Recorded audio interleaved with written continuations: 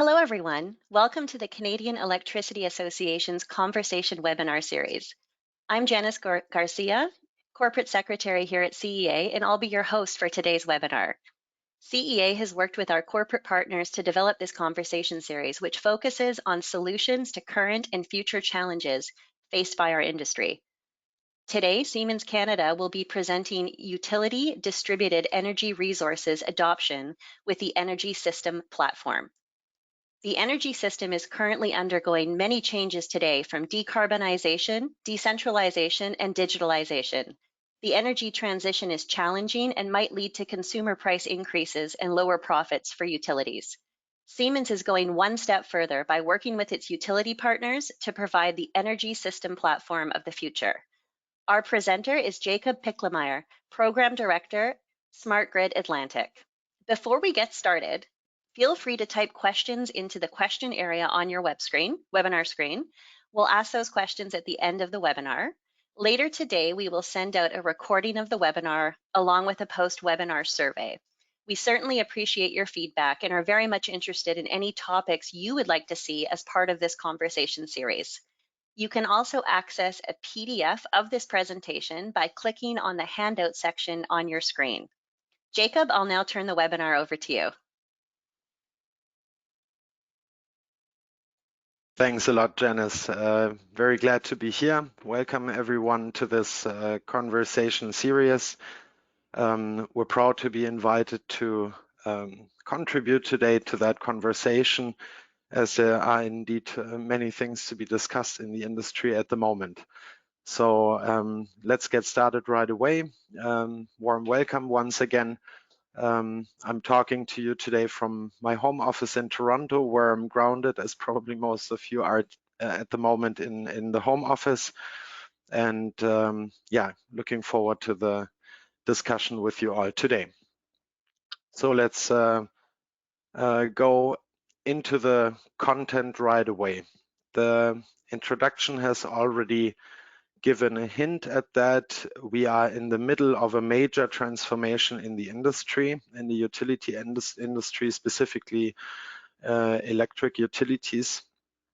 And that is driven, as everyone knows, by the famous 3D in the market, the decarbonization, so environmental reflections, the decentralization, transition for you could say, from a more cardiovascular electrical system with central generation assets and electricity being distributed to all the consumers on the lower levels of the grid, to a more, you could say, lymphatic system with a lot of decentral hubs of generation as well as consumption. With all kinds of implications. You might have a reversal of power flow in the electric grid when there's a lot of solar production on rooftops. You might have extreme peaks for loads for e-vehicle charging and so on, but you might also have customers that have bought from the grid reliably in the past and are now generating their own electricity, becoming prosumers, becoming net zero homes or entities with obviously quite some dramatic implications for the classical business models in utilities. All of that is, which is a big benefit, accompanied by the arrival of the Internet of Things, of smart devices talking to each other, and the digitalization of the energy system. And we at Siemens believe that that is truly one of the best levers to address the different challenges that we're facing in the industry. So these challenges are to go nowhere. They are to stay, and they are to multiply over the course of the next years, with not only a dramatic increase of the electricity consumption overall, not only from population growth or immigration like in Canada, but also from the additional electrification of sectors like mobility and heating. We see that there's more and more renewables coming up, and also the current health crisis that we all are affected by has increased, from our understanding, the desire to find solutions also in the energy space that give us more resiliency. Here in Canada, we also have specific effects with severe weather events and so on. So a lot of challenges coming at the sector, and digitalization as a main lever to help us address that.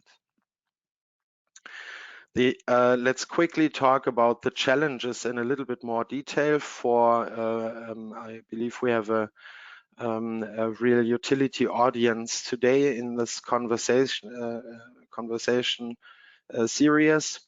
So some of the challenges that you might be facing and that you've already encountered can range from the natural intermittency of renewable power generation. It is more difficult to forecast the generation. It is more important that we look at flexibilities in the system to accommodate that. Traditionally, that could be done with backup power generation. It could also be done with demand flexibility and so on. So these things are definitely one challenge. Another challenge, the resiliency. Upholding a smooth grid operation is obviously quite important. You have other elements that are more on the business side and on the regulatory side. There is a substantial political desire to limit the cost implications of the energy transition. This might all become quite expensive.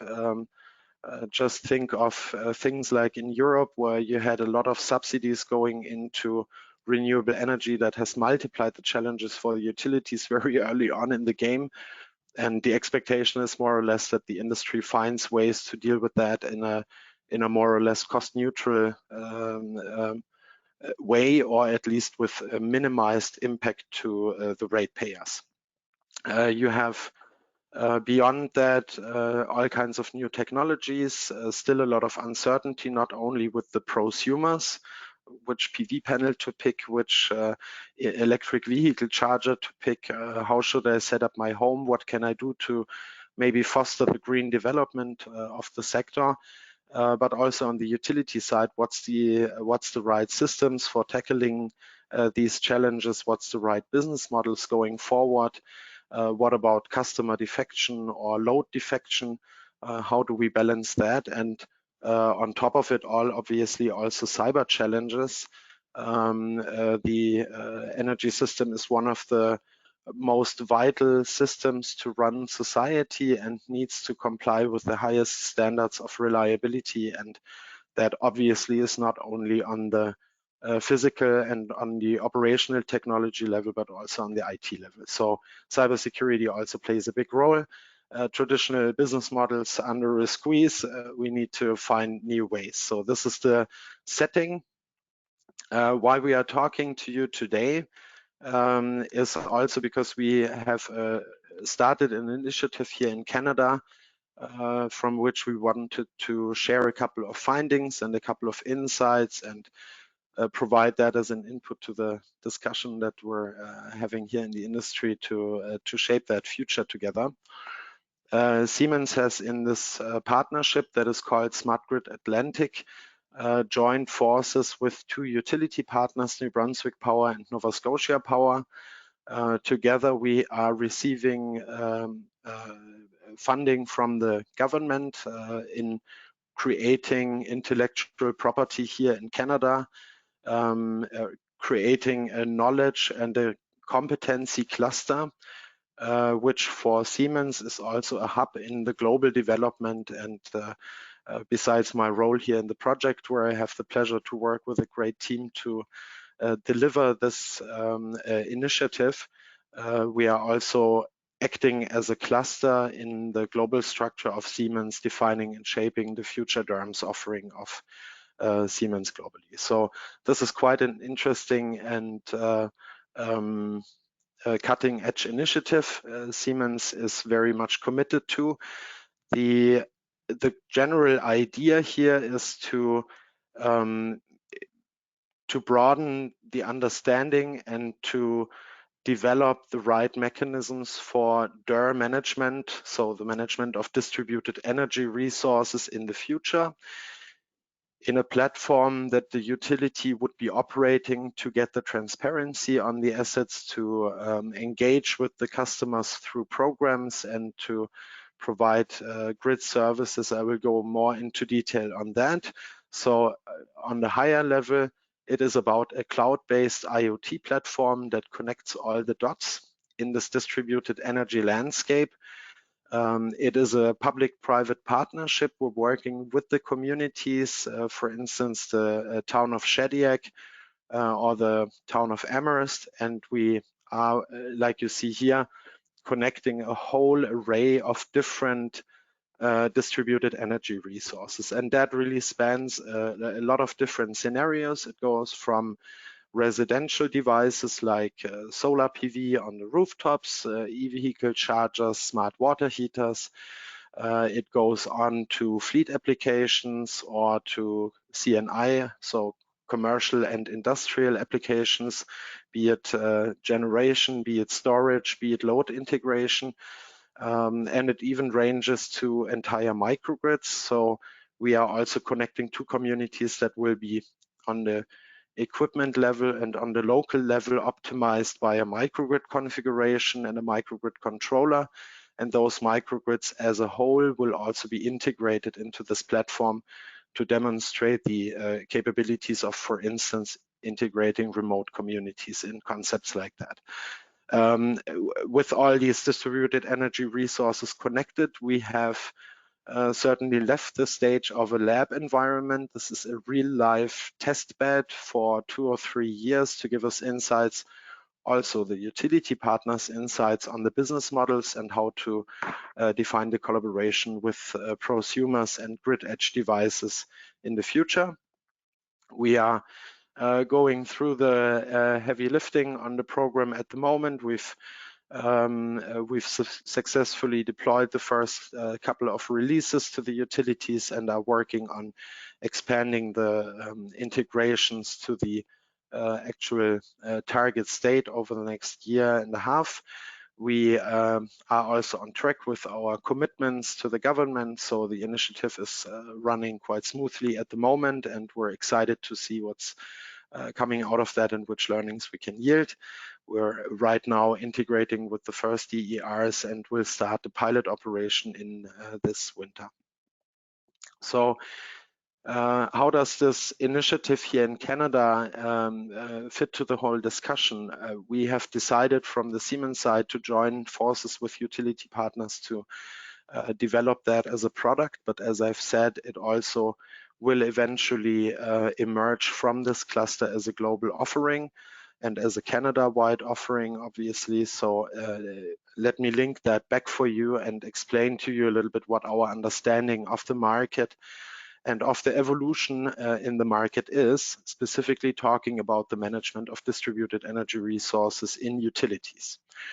That is, as probably most of you in the industry know, that is a journey, quite a journey, and a lot of different things that need to be put into place from the regulatory perspective, from the utility perspective, and also in the customer adoption and acceptance of models.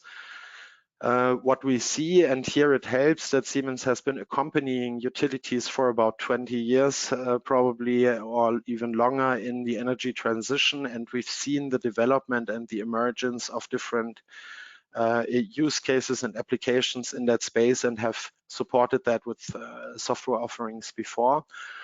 So let's start here with the first step that you see on the slide, demand response. This is very much what's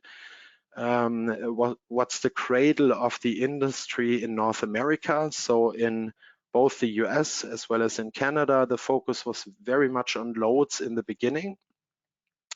Simple reason being that conventional peaker power plants are quite an expensive investment, and it's relatively easy to make a case for shifting peaks and avoiding backup capacity to address that business case. So this was the main focus in the US for a good 10 years or so. In Europe, we've briefly talked about that a little bit earlier. In Europe, the whole energy transition was very much driven from the policymakers and from subsidies. We can tell from the background in Germany that was quite a sharp transition through very extensive subsidies in distributed energy generation equipment, mainly solar rooftop PV. And that was basically charged or burdened on the ratepayers. So in Europe, through that, we've seen basically consumption rates of 30 euro cents or 25 euro cents, which is outrageous levels as compared to what we are seeing in Canada, and would definitely not work from a political standpoint. So in Europe, the focus was more on the generation side with all that build out happening. And the first applications were what is called today virtual power plants. So aggregating ideally a somewhat diversified pool of generators, be it diversified in terms of generation type, biomass, wind, solar, and so on, and maybe also geographically diversified a little bit in the south of the country, in the north of the country, whatever, so that you were able to forecast that, to know what's coming at you, to integrate with weather forecasts, and to be also able to offer energy and ancillary services into markets in Europe where everything is strictly unbundled. That would be typically bidding it into a TSO market. Yeah? So these applications dealt with the intermittency of renewables. Both concepts are still very much in use and still very much legitimate. What we see in that area is that this whole area of demand response and virtual power plants is dealing with visibility and with aggregation of flexibility. It does not ultimately matter whether that flexibility comes from a generator or whether it comes from a load. So we see that these two areas are growing together. It is about integrating a pool of distributed energy resources that form the basis of your flexibility. Storage, for instance, is not clearly a load, is not clearly a generator, it's right in the middle. You still need to deal with it. For demand response, that's more a specific application during a specific time. A virtual power plant can be scheduled for whichever purpose you want. So the mechanisms are maybe a little bit different, but it doesn't matter whether it's load or generation or storage.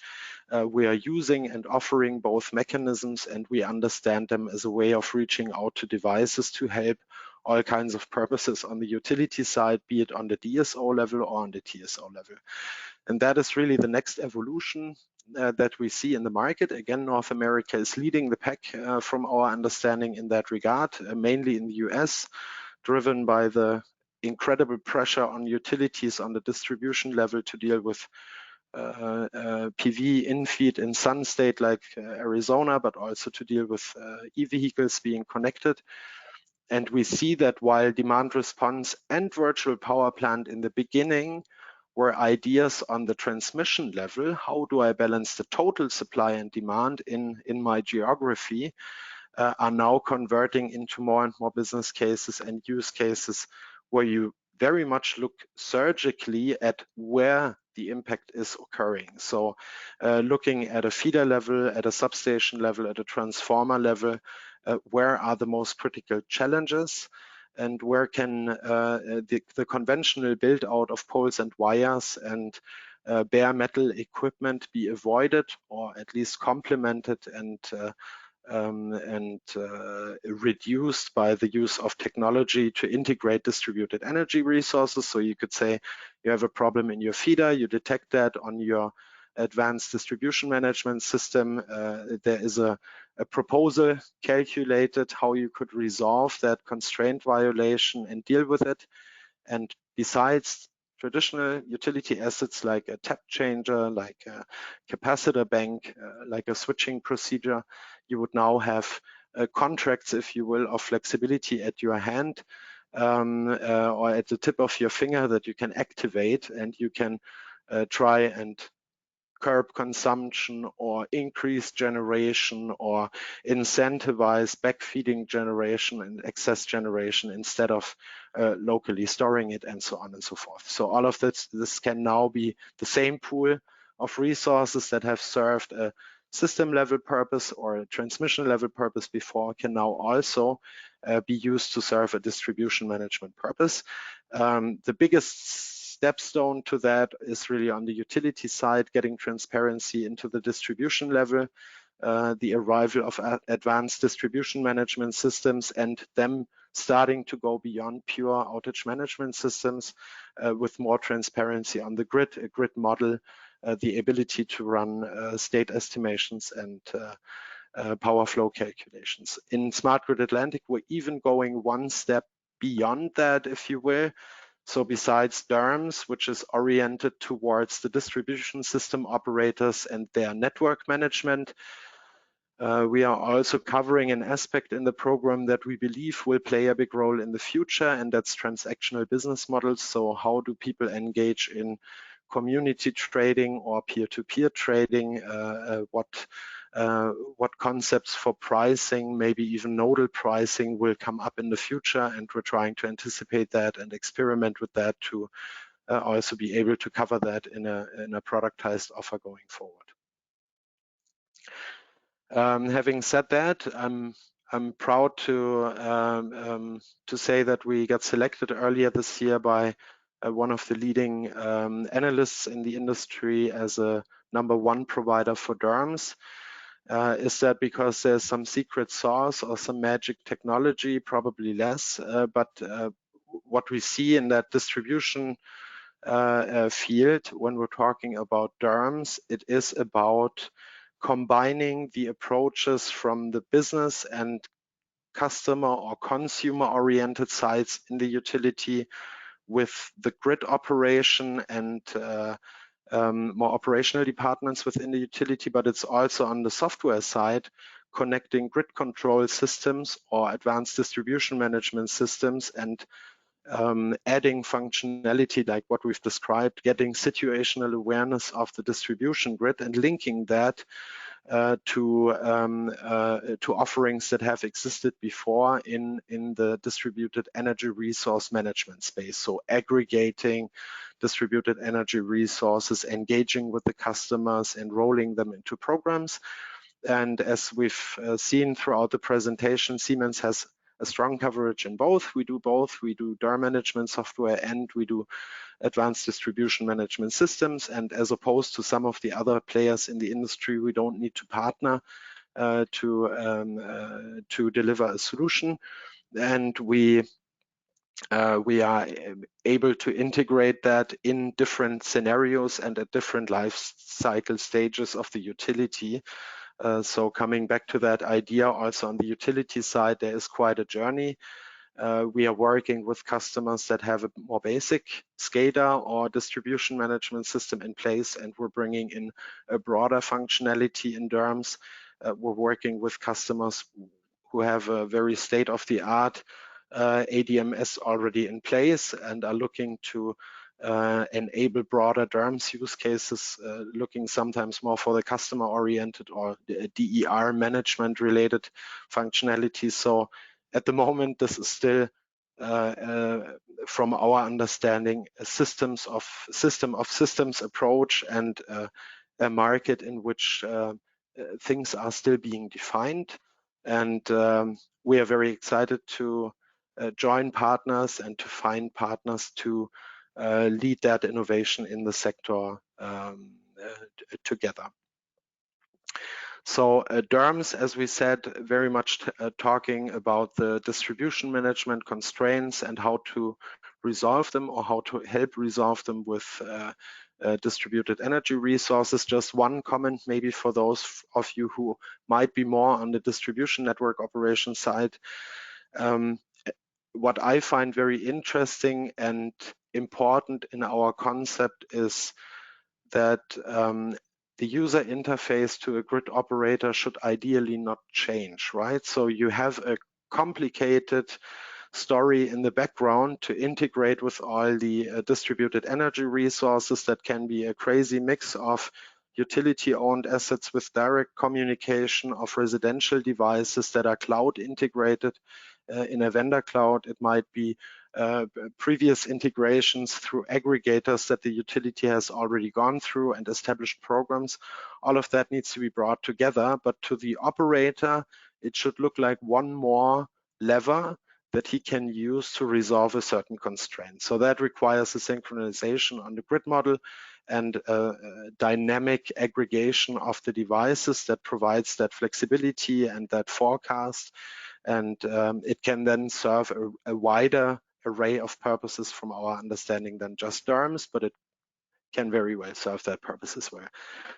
For those on the customer side, I believe that what we're experiencing early on now with our partners in Smart Grid Atlantic is needs to be somewhat simple for consumers to be willing to engage in that offering. At the moment, it is still somewhat always subsidized from the utility perspective in whichever form and through incentives, but to think about real business models that will carry in the future and will carry beyond pilot stage is very important. And for the customer acceptance, none of this should really impact their convenience or require all too much of an interaction on the residential level. So that's one finding that we see. It needs to be something that is doing its trick and optimizing in the background and optimizing in real time or in near real time and support all kinds of cases with the magic being hidden to a large extent behind the curtain. So to summarize that, we have talked about the energy transition and how this is impacting utilities, renewable energy, decentralization, electric vehicles, and so on and so forth. We have talked about digitalization as probably our best way of handling that and of dealing with these challenges. And we've talked about our contribution on the Siemens side, both here locally in Canada in the Smart Grid Atlantic initiative, and building on that as a competency cluster also for our global offering, and where we see that the market for software that is managing distributed energy resources will be going. In the beginning, if you recall, I said there might be a fourth D. Some people say there's also a democratization happening in the energy market. And we talked about load defection or customer defection before in the presentation. So we also see that movement, specifically when you're talking about peer-to-peer trading, that somehow sometimes seems like being associated with very energy liberal movements of people really trying to get grid independent and to disconnect and to emancipate from the utilities more.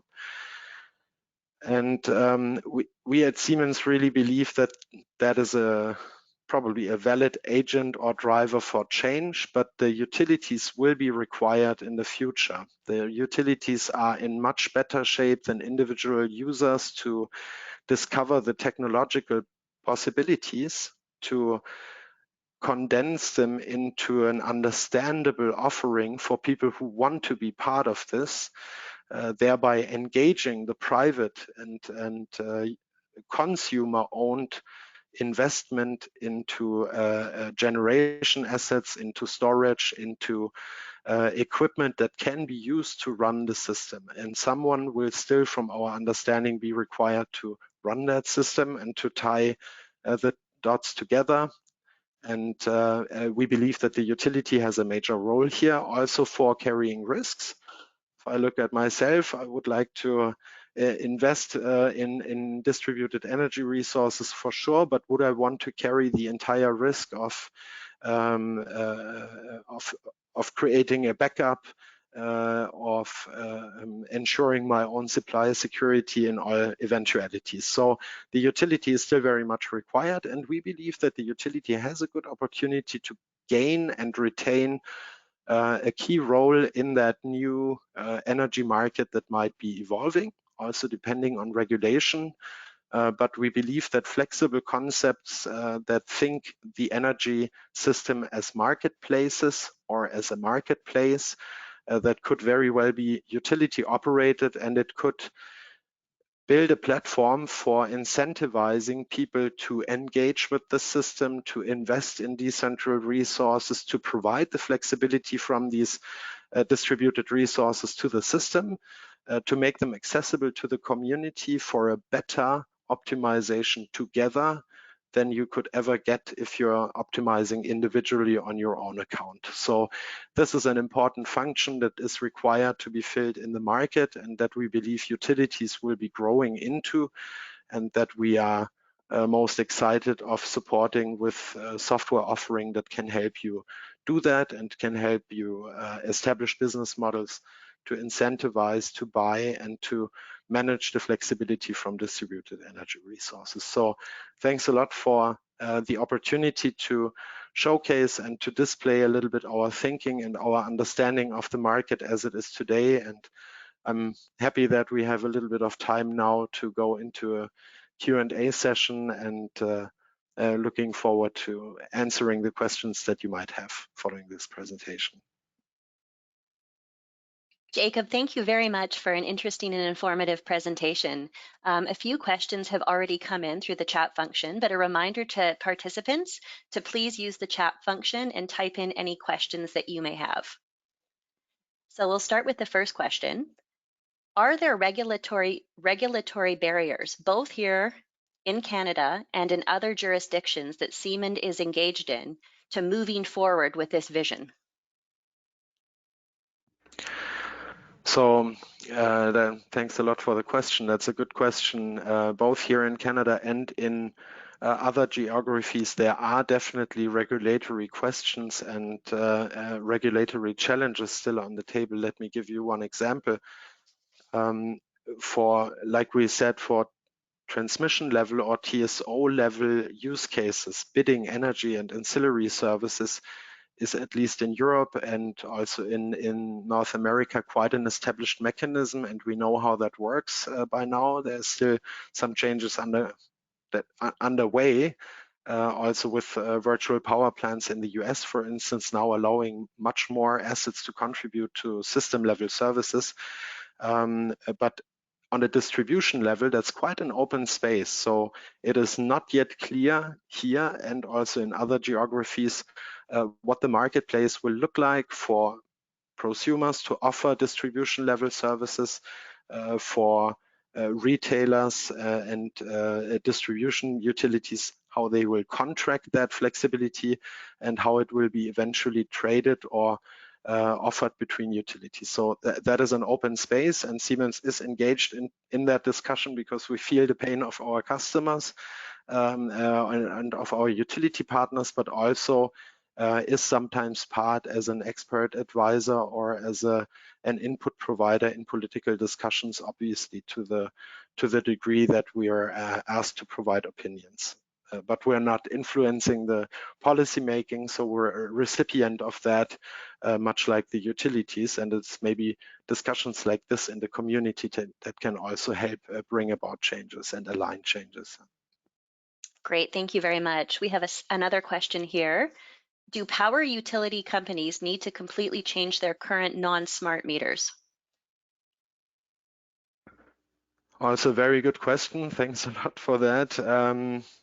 So, is the energy transition possible without smart meters? I would say probably it is. In Europe, that's not as widespread as in North America, and it has still worked somehow.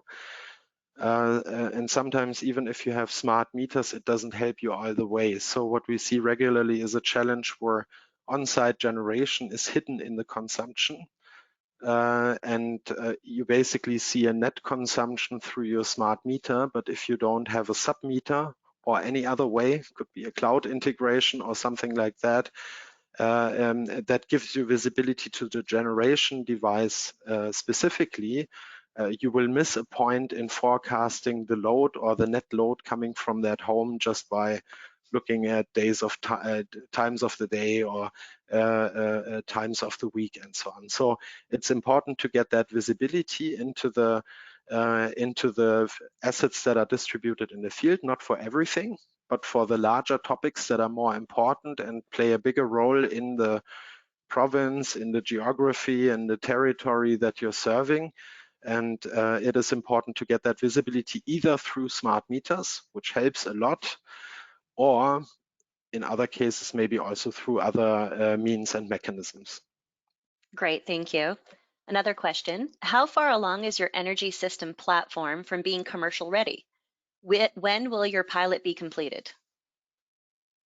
Thanks a lot. Yeah, we have both very good questions. So the program in total is set to run until March of 2023, but that includes a longer period of demonstration and pilot operation on the utility side. So if you will, the development on our side to enable the pilot is much earlier in the timing.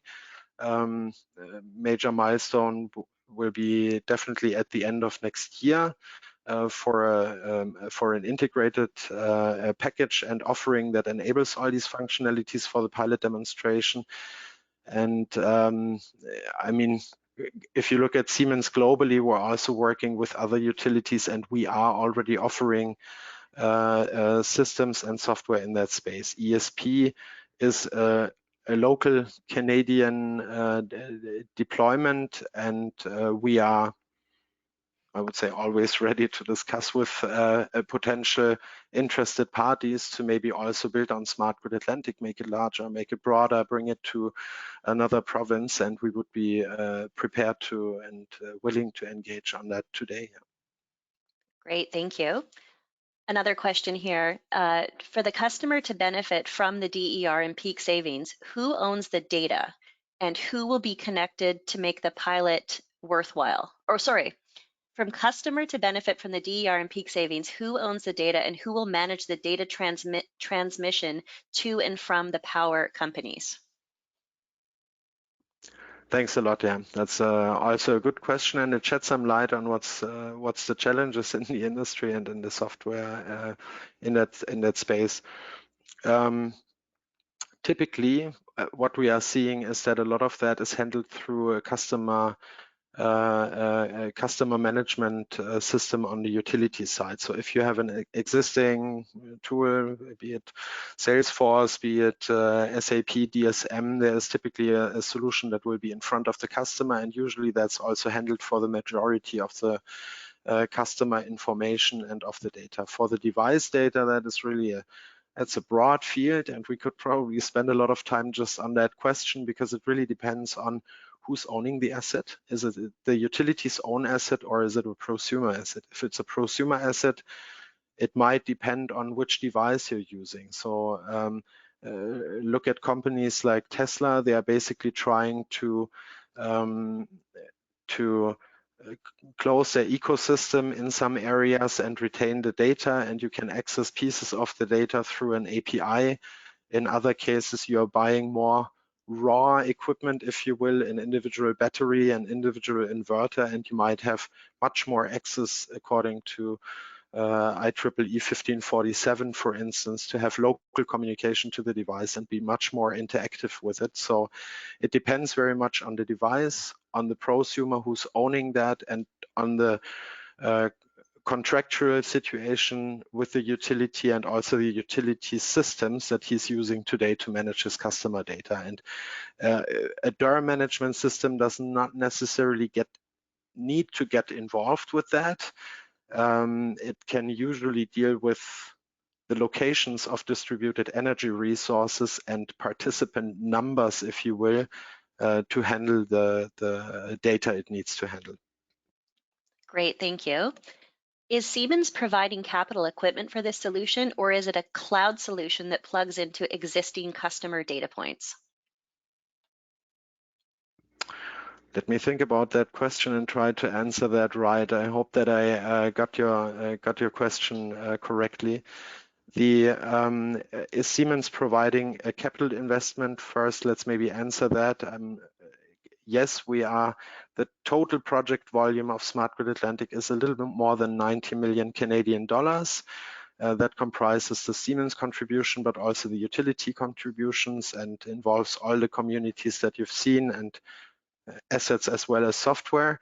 there is a substantial contribution or Siemens investment in that as well, which relates to the development and I should say perfectioning or taking the software offering to the next level in that area. And that is our own investment. What I think you might be asking about though is what's the deployment model for that? So we said it's a cloud solution. We are offering that in Smart Grid Atlantic through a software as a service model to the utilities. So there is no equipment or infrastructure investment required on the utility side and also not on the Siemens side to stand up that infrastructure. We are providing that, but we're providing that together with a cloud computing partner. Great. How is the size of a pilot determined? How many customer elements are required to be connected to make the pilot worthwhile? Yeah, that's a good question. I would say we try to reach for the top and integrate all kinds of complexities that you would potentially come across in creating a system like that.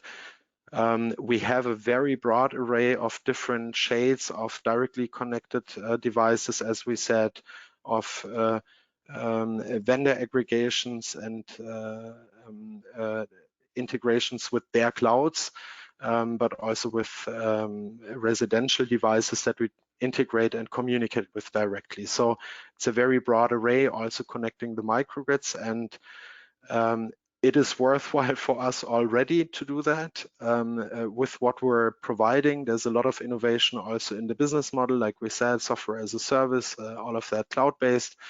We're dealing with multi-tenancy and other architectural phenomena that are quite interesting to have a look at, and we're really leveraging that platform. The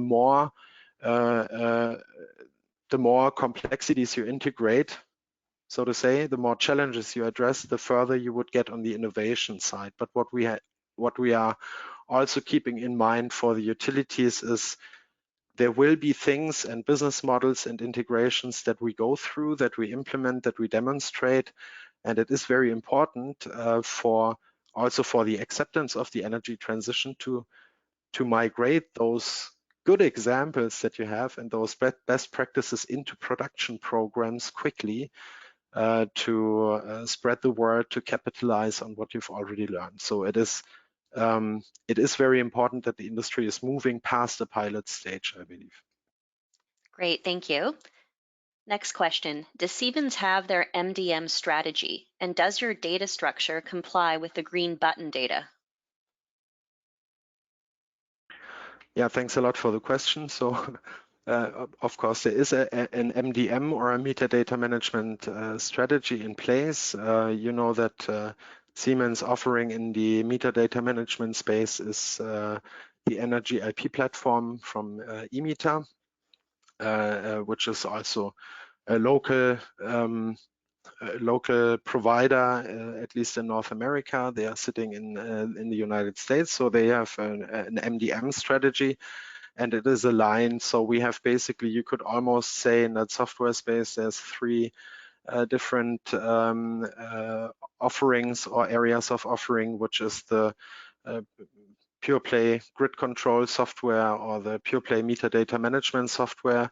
And the DER management is a little bit in between. It interfaces with the grid control side because that's basically the user of that flexibility in the DERMS future. On the other hand side, it builds on the technology that we are also using for meters. So one benefit definitely of the platform is it is production ready. It is a very established and proven technology, and it's very scalable, because in metadata management, you're by default dealing with millions of endpoints and you're aggregating large amounts of data, and that is capabilities that the platform brings, and that helps with scalability. Great, thank you. Next question. Is your ESP platform focusing on DER participation in distribution level markets and wholesale level markets? What are some of the initial use cases you are focusing on with the ESP?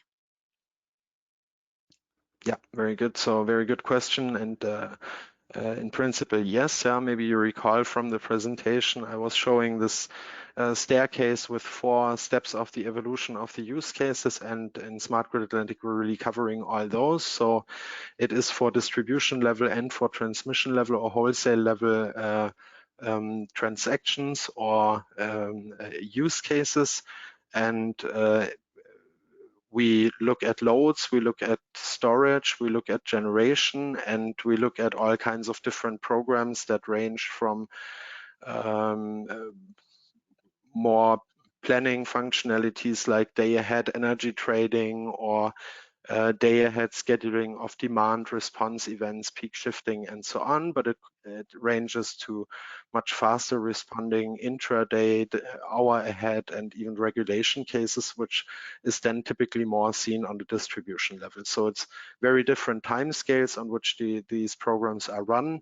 And as you've seen before, and maybe recalling, we also have programs that are not focused so much on the utility service on the distribution or on the transmission level at first, but that are really focused at enabling the interaction between participants in a community. For instance, in peer-to-peer trading, if your battery is empty and you still want to charge your e-car and your neighbor has that flexibility, how can you enable that as a utility? Great, thank you. Next question. How does Siemens intend to address the data privacy concerns on the smart grid? Yeah, thanks a lot for that question. I believe we've already talked about cybersecurity and the importance of cybersecurity to ward us against potential cyber attacks from which vector ever and from which actor ever. But you're raising an important point. So Siemens is very familiar with that. You might know that the European Union has quite high-level privacy standards. So we comply with all the standards that are typically referenced in the industry on the technology side in the software. And Canada also, that's maybe worth mentioning in this regard, is also developing into a global hub for Siemens on the cybersecurity side. So in Fredericton, New Brunswick, there's a new center of competency being established for cybersecurity with a very impressive facility to also host critical data and to deal with services of this kind. So that's quite an interesting field and a lot going on. As I said, in the DER management space, if you look at the applications that we're discussing here, there is not that much of a customer information being handled, right? So you could have challenges along the communication channel, how the device communicates to a cloud, how a cloud communicates to a cloud. That is all very much state-of-the-art architecture to give you the highest possible level of security. And the utility and the owners have to contribute to that. So high security data security is also physical security on site, and managing the customer's private information is probably in a lot of the cases that I'm working with more a challenge on the utility side than on the Siemens side. But for what is happening in our systems, we comply with the requirements, whether it's PIPEDA here in Canada or other privacy regulations in the US and in Europe. Great, thank you. Next question. What is the most pressing issues on load forecasting for the power utility companies? Yeah, thanks a lot. A very good question, and it's also one that's keeping me up at night now that we're all grounded in our home office. I'm bound to sitting here all the time and thinking about the future of the grid, and it's a very good point. Let me take two angles at that, and it's probably not comprehensive, but one we mentioned already. When a utility is looking at the net consumption from households or from industries, and those industries or households start doing things with distributed energy resources behind the meter, your home battery, your home storage, your home, and so on. You would typically, the algorithms that are forecasting the load and the demand in utilities incorporate weather, but more in terms of the temperature. Will people be cooling? Will people be heating? And not necessarily in terms of the solar irradiation or the wind speed, which would drive your generation. So in fact, there's something happening behind the meter and you don't know why, but the load is somewhat funky as compared to a regular pattern that you would expect for that industry or for that household. So getting the separation and the transparency on what you have in the field and not just collecting net demand on smart meters, that is probably one of the bigger steps. The other big movement that I would like to mention and that I see in the industry is, we talked about Europe in the beginning. It was driven by renewable energy build out. Everyone built its own pellet heating or electrified his heating, or built a solar PV panel on his rooftop, or installed a battery and so on. So it's very much this grassroots type of renewable investment. And it was kind of always limited to who has that challenge. It's only the geographies like Arizona, like Nevada, like Texas, like sun states, Spain, Italy, I don't know, things like that. And Canada was somewhat shielded from that. It's not that outrageous. The business case in itself to install PV on your rooftop is not that big. If you can install a battery and a PV, it gets better. If you can lend some of the flexibility from your battery to the utility and get an additional income, it's getting much better. And besides all the renewables, what we see is there's now e-vehicles, and e-vehicles is a completely different thing. It depends on the attitude of people who want to buy that or not, and it maybe depends on Tesla coming out with something in the 25K range. If that happens over the next couple of years, we'll see a huge insurgence of electric vehicles. And the way they are being connected and integrated today poses a major challenge to the distribution utilities that will affect most presumably everyone in North America to a much larger extent than renewable generation penetration in Canada. Great, thank you. Next question. So, forecasting e-vehicles. Yeah. Sorry, thanks, Janice. Where are you seeing the biggest bang for the buck regarding controlled devices? Water heaters, thermostats, solar, wind, EV chargers, or others? Yeah, very good question. And I would probably almost use an analogy to the financial sector here. I believe that diversification is quite good. It's not good if you run a pilot and you try and integrate with 100 different devices, but you scale none of the programs to a production level and roll it out across your territory. But it is good to look at different forms of DERs, because the different forms of DERs imply different things that you can do with them. Let's take an example. If you want to move demand on a larger scale, you need to discuss about industrial customers as well. You cannot just reduce the consumption from an industrial plant in an automated fashion. You typically need an event mechanism that allows the entity to look at that request and to opt in or to opt out of an event, depending on their production process and whether they can accommodate that. So this is one example. Another example is if you have a water heater.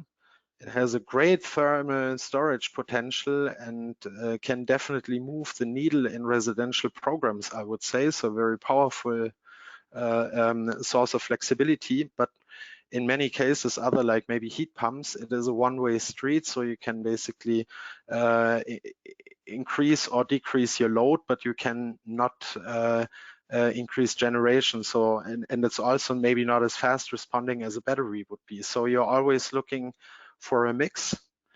If you have a bad storm event, if you have a bad natural disaster or something like that, how is the system still cellular? How is the system still resilient in a way of having different assets at its disposal?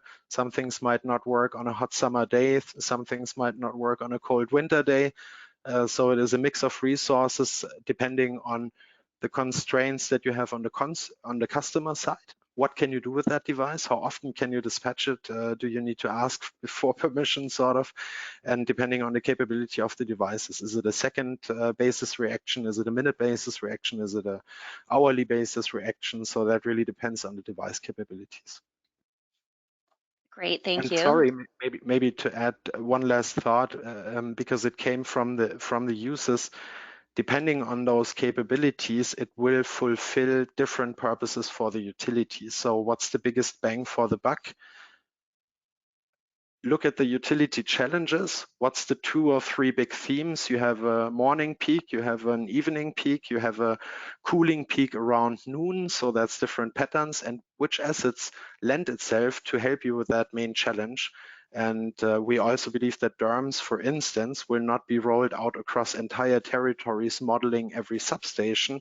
The biggest bang for the buck is where you have a constraint today in the grid, and you need to avoid making an investment into that. So you would maybe also look at, what do people in this region have? Is there a lot of PV? Is there a lot of e-vehicles? What can I leverage in that area to make it better? Great, thank you. Next question. Is your current pilot implementation related to customer behavioral analytics? Yes, very much. I cannot speak to that in the full depth as our partners could. This is a scope that's understandably owned by the utilities. They are looking at how the programs are set up, what's the incentive structures, what's the settlement methods for that, and so on, obviously being fed with data and telemetry from the platform, but they are looking at the business model and at the engagement. And there is even a specific behavioral study being conducted in that course as well, with together with NRC. So there is a sort of behavioral research as well, how people respond to different programs, to different price signals, to what's the uninfluenced behavior as a calibration, and so on. So it's a very scientific approach in one specific pilot project. So the Smart Grid Atlantic program, as you see, includes a couple of communities, but there is an element like that which is very dedicatedly looking at the customer engagement and behavior and response to the programs. Great, thank you. Does your solution target the required zero GHG emissions for 2050 as related to carbon emissions from power generation? Thanks a lot for the question. Yeah, so first of all, Siemens is very committed to those targets and has more ambitious targets than 2050 for itself. And we have seen and accompanied a couple of energy transitions in a couple of geographies around the world, and we believe that it's feasible.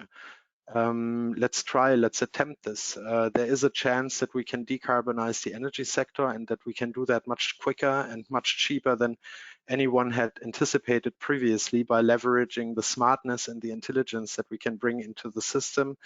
I really believe that it's worth attempting that, and we hope that the software really gives an additional boost to that development towards greenhouse gas neutrality and the reduction of CO2 target emissions.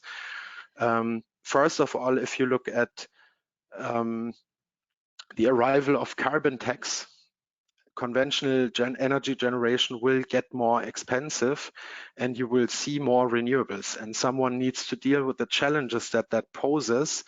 If you can alleviate the challenges that utilities have in integrating all of these new things that are arriving, you can prevent impact on customer rates, you can make the investment lower or smarter, and you can thereby have quite a substantial impact on the acceptance of the energy transition as a whole, if you will. People be also politically willing to support that. We need to find a way that makes it affordable, and that makes it a good business idea as well.